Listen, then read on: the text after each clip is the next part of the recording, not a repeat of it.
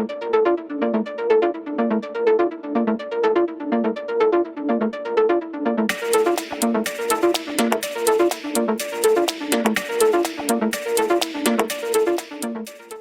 वालेकुम नाज़रीन।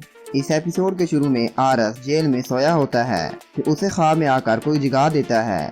आरस उठकर बाहर दूसरे कमरे में आ जाता है जहां इब्न अरबी साहब बैठे होते हैं।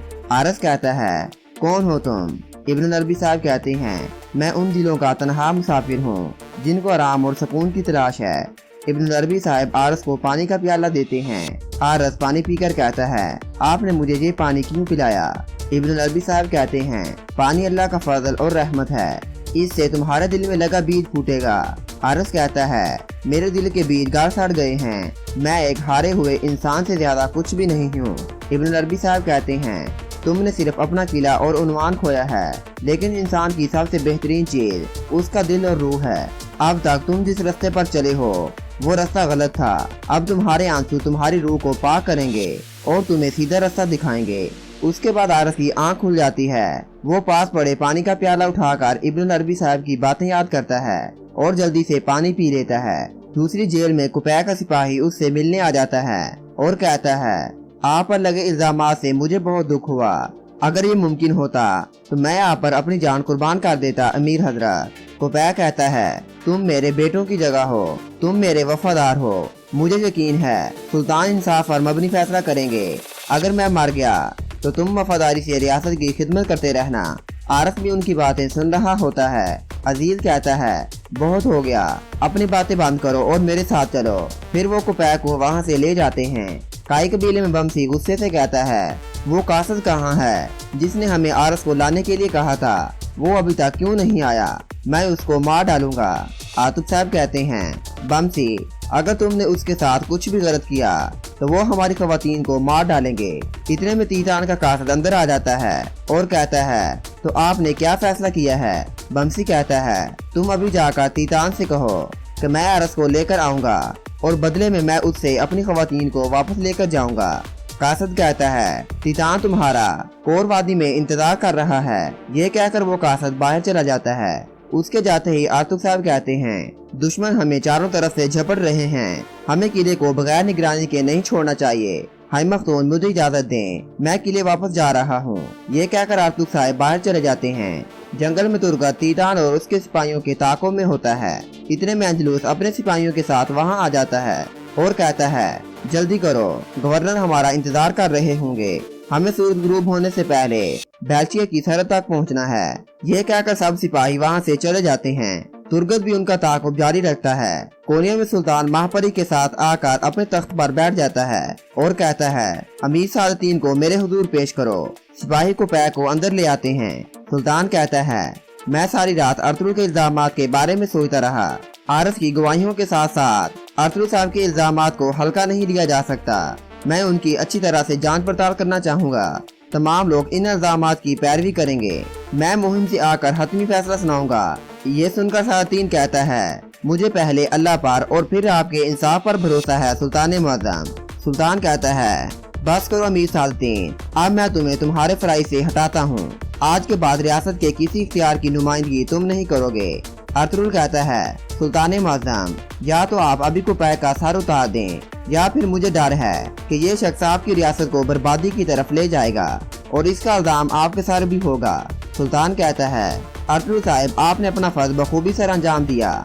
मेरा फैसला हतमी है, आप अपनी हद से तजावुज न करें। आपका काम मेरे हुक्म की तमील करना है। फिर सुल्तान कहता है, कुपैया को यहाँ से ले जाओ। उसके बाद अरतुल और हलीमा भी सुल्तान से इजाजत लेकर वहाँ से चले जाते हैं।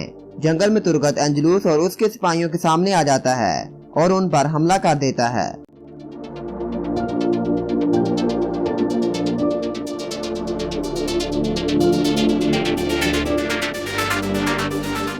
कोनिया में कुपैया के पास आतून अबा आकर कहता है, किस्मत ने फैसला कर दिया है। सादतीन कहता है, जब किस्मत फैसला करती है तो दिल को सुकून बख्शती है। उस आदमी की जान बाकी रहती है जिसके चाहने वाले जिंदा हों। माँ परी खतून से मेरी वफादारी बहुत पुरानी है।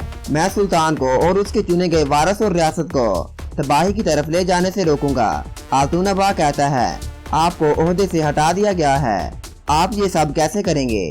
कोपैक कहता है ये मुझे और भी ज्यादा बाइख्तियार बनाएगा।